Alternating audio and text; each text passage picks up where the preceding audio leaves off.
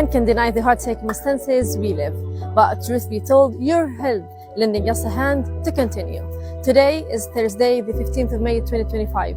We, الخدمت USA, in partnership with the الخدمت Foundation Pakistan, have come to 𝗕𝗕 𝗔𝗟 area in the north of Gaza Strip to distribute clean drinking water for the needy and displaced people in this area.